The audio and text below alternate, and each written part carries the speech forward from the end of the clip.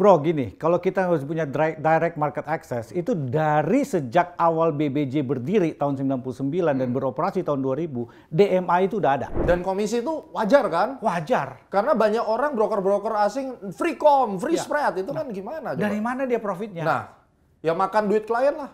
Pasti kan? Tidak selamanya yang murah itu baik. Nah, tidak selamanya juga yang mahal juga itu buruk.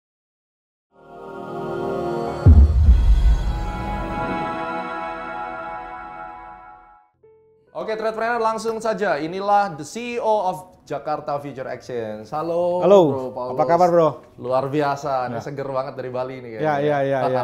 Ya. Kita hari ini ditonton banyak daripada astronaci traders. Mereka tuh pastinya pengen kenal. Di Indonesia ini ada nggak sih bursanya? Nah, inilah bursa berjangka yang selama ini kan mungkin orang sangat jauh ya. Kalau IDX mungkin lebih dikenal bursa efek Indonesia. Nah, ternyata di dunia berjangka juga ada ya bursanya, namanya bursa berjangka. Bener ya? Nah, bursa berjangka ini ada bosnya dan ini bosnya. Hari ini kita mau ngobrol-ngobrol nih. Langsung aja pertanyaan pertama. Pak, bursa berjangka kita mau ngomong tentang direct market access. Sama seperti IDX, kita bisa langsung transaksi ke bursa. Di JFX sendiri sebenarnya kalau kita bicara tentang direct market access tuh ada nggak sih?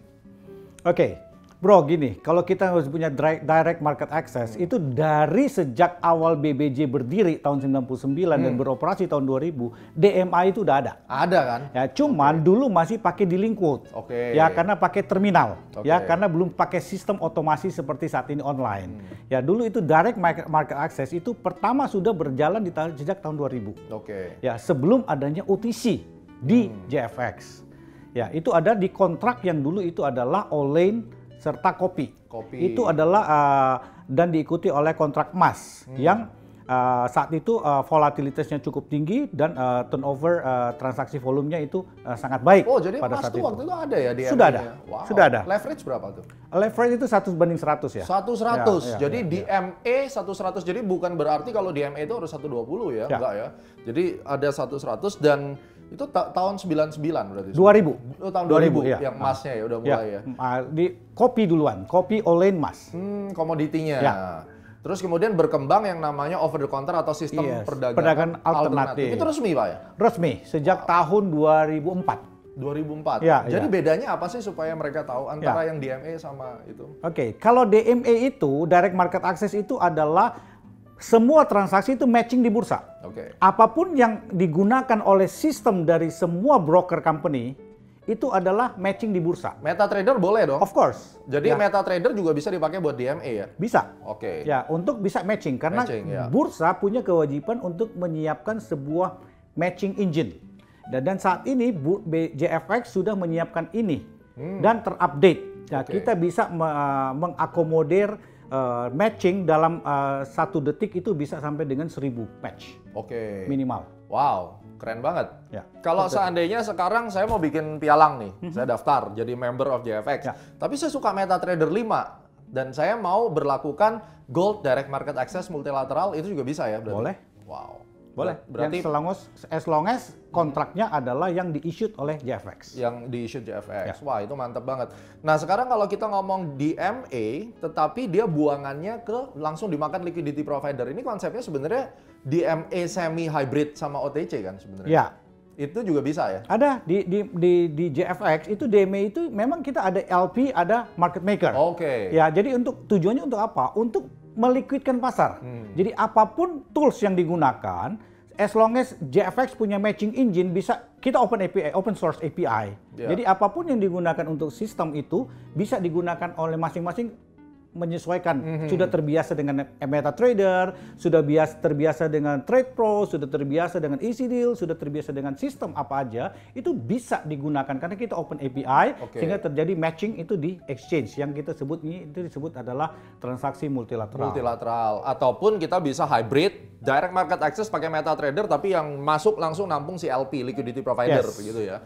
Sampai sekarang nih kiprah Bapak luar biasa banget, sampai sekarang milenial semua sudah mulai trading aktif nih di futures. Perkembangannya gimana Pak? Strateginya Bapak bisa bawa Jakarta Future Exchange ini sampai sekarang, wow, keren banget itu. Ya, ini adalah sebuah perjalanan JFX ya. JFX berdiri tahun 99. beroperasi sejak tahun 2000 Desember, ya kurang lebih kita udah 21 tahun kita beroperasi. Bukan berarti saat ini yang kita sedang peaknya itu kita capainya itu dengan mudah. Sebuah perjuangan dan seperti lika-liku ya. Kadang-kadang kita di top, kadang-kadang juga kita di bottom ya. Jadi sebenarnya dalam sejarah 21 tahun ini peaknya itu di tahun 2020. Justru di masa pandemi. Masa pandemi malah naik ya. Jadi ini adalah the highest record selama JFX beroperasi, yaitu benar-benar pecah rekor yang pernah terjadi di tahun 2011. Oh, 2011 pernah the peak, tapi akhirnya di tahun 2020 pecah. Rekornya itu, dan pecahnya itu luar biasa tinggi dan di masa yang lagi susah. Pandemi seperti ini ya. Benar. Jadi itu juga karena program sosialisasi tentang investasi berjalan kan? Ya, tentunya mungkin kita perlu saya sampaikan bahwa anggaran kita untuk sosialisasi dan edukasi itu cukup besar. Setelah kita, itu adalah the second setelah IT. Kita anggarkan untuk lakukan sosialisasi. Kenapa? Karena literasi di Indonesia masih dirasakan sangat kecil untuk financial industry, apalagi di dalam futures market seperti ini. Nah, sekarang orang-orang nih Pak, bahkan orang ngomongin forex, boro-boro ngerti DMA segala macam. Mereka ngomong forexnya taunya robot. Nah, menurut Pak Paulus nih ngobrolin tentang robot forex yang baru-baru ini juga bikin hancur habis-habisan. Tercatat 250 miliar habis karena robot, dan masih ada robot yang berkeliaran. Dari sisi JFX melihat ini satu hal yang baik atau merupakan racun justru buat investor? Kalau saya pada prinsipnya begini ya. Sebuah transaksi tentunya setiap investor mendapatkan adalah sebuah fairness. Profit adalah saya bisa tarik, nikmatin. Kalau rugi, saya sudah bisa menerima juga akibat kerugian yang saya alami.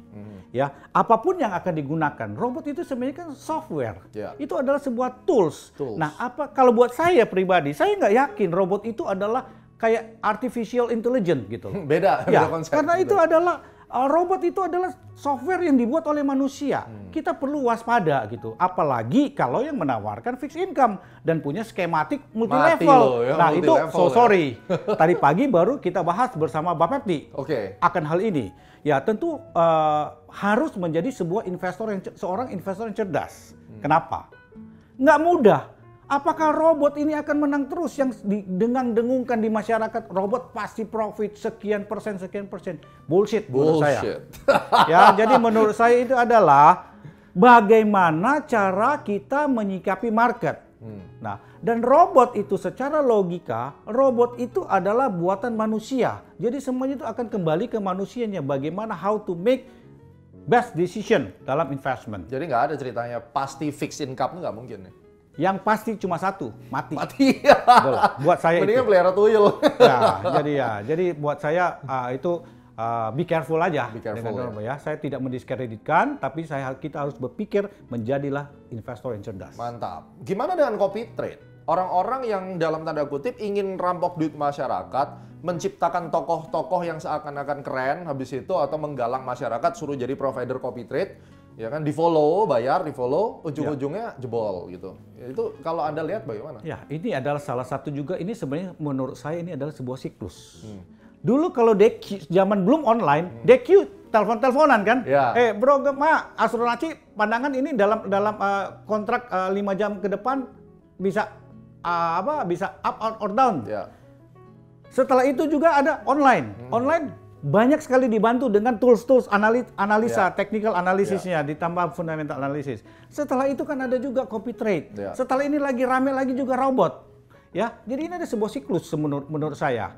Ya, dan ini kalau buat saya itu adalah copy trade. Kalau seandainya melihat seperti itu, ya kita tahu bagaimana orang itu pembuktiannya bahwa orang yang kita follow itu, yang kita spend money untuk mengikuti dia, adalah memang benar dia profit sekian persen.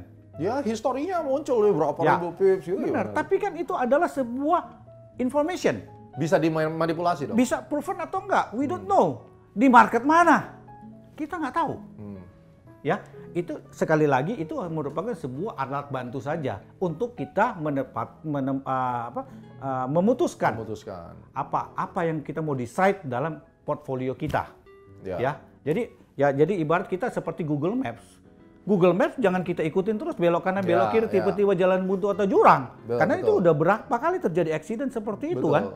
Nah, ya saya ibaratkan seperti berarti itu. Berarti artinya siapapun copy trade-nya tetap kita itu harus sebagai yang in control, in charge ya untuk menentukan. Ya of course, jangan lepas kontrol. Jadi ibaratnya kalau pilot kalau pesawat terbang bro kan pilot ya jangan percaya full autopilot. Ya, sometimes we don't know. Betul. Gitu loh. Sih, benar gitu sih. Loh. Jadi ya kita mesti lihat ya, walaupun katanya rekapnya bagus segala macam, tetap aja harus siapin diri kita, barangkali bisa loss karena nggak ada yang holy grail yang bener-bener sempurna jadi trader, nggak mungkin ya perjalanan Bapak. Warren Buffett kurang terkenal apa? Ya, tetap aja loss juga. Tetap juga loss.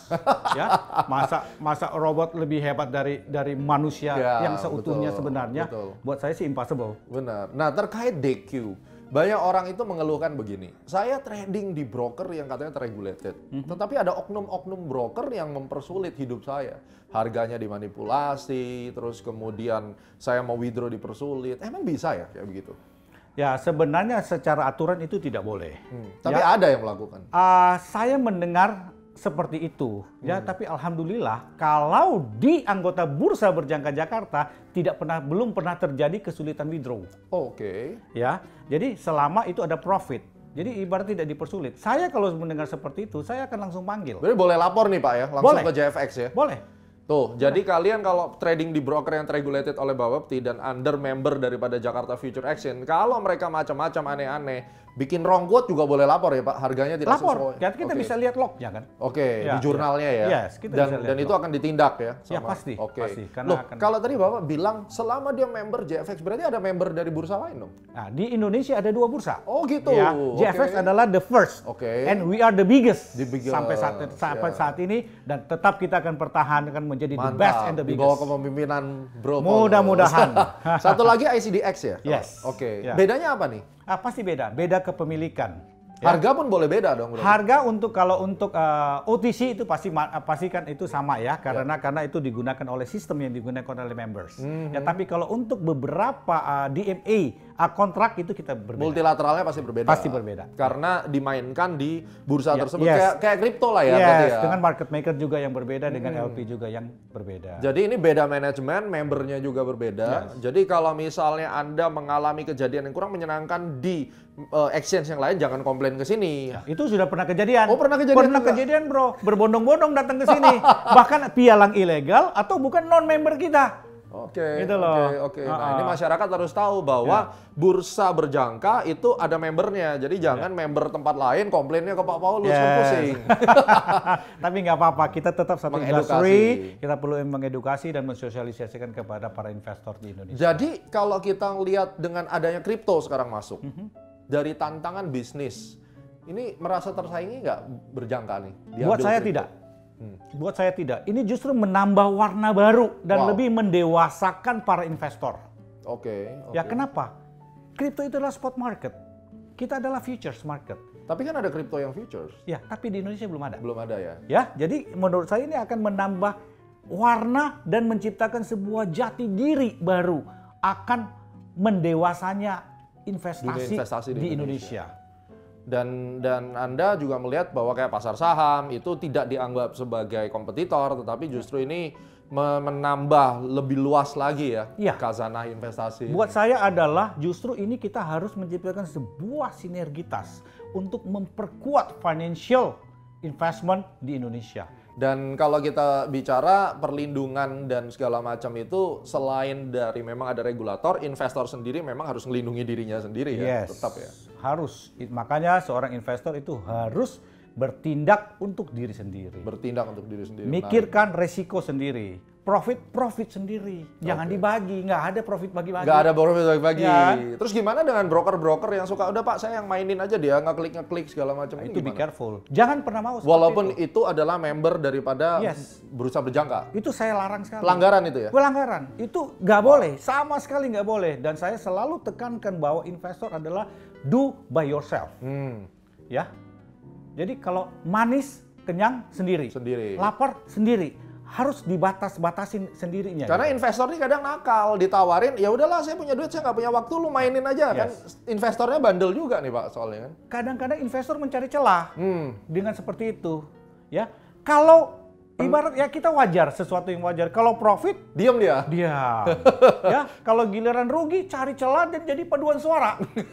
Berbondong-bondong datang gitu loh. Itu sebenarnya nggak fair juga tuh. Tidak dewasanya dunia ini, belum dewasa dunia investasi di Indonesia. Mantap. Ini daging banget. Kalian bisa tahu ini langsung dari JFX. Jadi kita sudah tahu ya ranahnya siapa yang akan menipu, tapi tetap ujung-ujungnya Anda harus melindungi diri sendiri dan bertanggung jawab terhadap resiko. Dan sebagai kesimpulan, Indonesia sudah ada direct market access sejak tahun 99, tahun 2000-nya itu bahkan di gold, dan platform apa saja termasuk MetaTrader itu bisa digunakan untuk direct market access, dan DMA ada yang full DMA multilateral, ada yang direct market access ke liquidity provider yang mana itu masuk di dalam ranah over the counter market atau sistem perdagangan alternatif ya istilahnya, itu hybrid. Jadi dua-duanya dikategorikan demikian, tergantung brokernya sekarang. Betul. Mau memberikan fasilitas kecepatan transaksi yang seperti apa, itu mereka yang setting di sistem.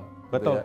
Dan itulah Anda mesti pilih brokernya, do your research, dan yang pasti kalau ada masalah, Jakarta Future Exchange, Pak Paulus terutama dengan tangan terbuka mendengarkan keluh kesah dan akan menginvestigasi. Itu yang ada aturannya. Ada aturannya. Aturannya dari Bapepti. Ya, bahwa ada pengaduan apapun kita tetap menerima. Ya, kita akan menelusuri bahkan menginvestigasi jika itu memang ada pelanggaran ya. Namun terkadang saat ini banyak sekali yang celah-celah yang administratif aja. Ya, jadi mungkin dalam kesempatan ini saya pesan adalah menjadilah investor yang cerdas, yang bijak juga. Betul. Ya, jangan sembarangan menerima segala sesuatu penawaran yang tidak masuk akal. Tidak ada yang namanya fixed income, habis itu profit sharing, pasti profit. Potong A, potong B, kecuali cuma satu aja, potong charge komisi. Potong charge komisi. Itu aja, tidak ada ngomong, oh 40, 60, oh bayar sistem, bayar ini. Nggak ada. Dan komisi itu wajar kan? Wajar. Karena banyak orang broker-broker asing free free spread, itu kan gimana? Dari mana dia profitnya? Nah, ya makan duit klien lah. Pasti kan? Berarti kalau broker yang ngecas komisi cenderung harusnya lebih fair dong? Iya. Ya, tinggal tergantung bagaimana fair. Terkadang sebuah perusahaan broker yang makin gede, pasti komisinya akan makin charge makin kecil. Itu sesuatu yang lumrah. Ya, karena ordernya banyak. Yes. Ya. Jadi kuantitinya udah gede gitu kan. Atau mungkin dia kasih benefit lain, kecepatan transaksinya dan seterusnya. Betul. Kecepatan withdraw service-nya ada yang mungkin 1 jam, ada yang 1 hari, ada yang T+1. Ya.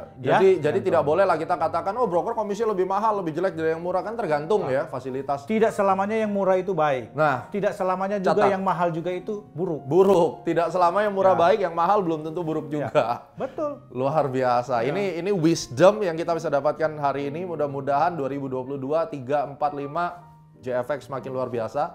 Dan iklim investasi Indonesia makin top. Thank you so much Bro Paulus. Sampai ketemu lagi nanti kita event-event berikutnya. Siap. Oke, Trade Planner. Semoga Anda bisa menikmati CEO Talk kali ini. Dukung terus investasi di Indonesia. Dan sampai ketemu lagi di CEO Talk berikutnya.